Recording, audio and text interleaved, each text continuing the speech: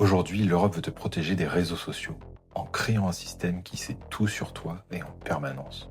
Et la France applaudit. Bienvenue dans les 20 minutes. Ici, on t'offre la pilule rouge. À toi de décider si tu veux encore dormir pour enfin comprendre. Red pill.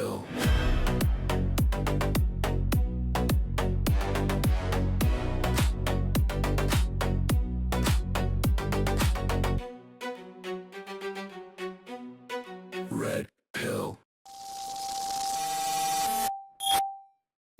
Pendant 20 ans, la France et l'Union européenne ont déroulé le tapis rouge à Facebook, à Google, à TikTok, à tous les géants américains qui ont transformé ton attention en produit.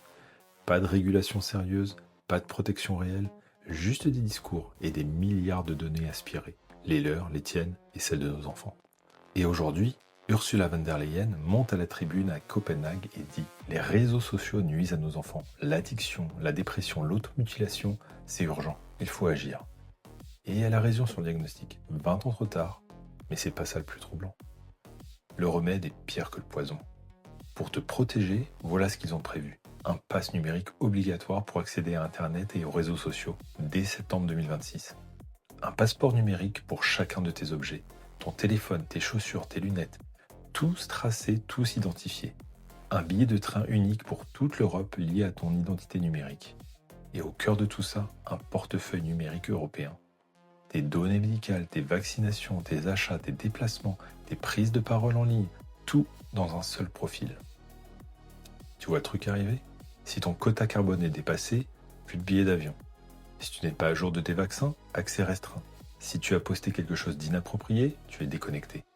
Ce n'est pas de la science-fiction, c'est exactement ce qui arrive aujourd'hui à des citoyens européens en dehors de la France pour des postes jugés politiquement indésirables.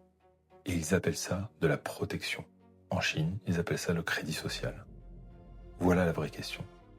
Pourquoi n'ont-ils pas protégé tes données quand Facebook les revendait ? Pourquoi n'ont-ils pas régulé TikTok quand ils reprogrammaient le cerveau de nos enfants ? Parce que c'était profitable, parce que ça arrangeait tout le monde. Et maintenant, sous prétexte de réparer les dégâts qu'ils ont laissés s'accumuler, ils construisent une infrastructure de contrôle sans précédent en démocratie. La surveillance commerciale était le problème. La surveillance d'État devient la solution.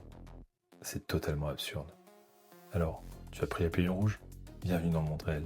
Like, commente, abonne-toi. Et surtout, réveille les autres en partageant. À bientôt.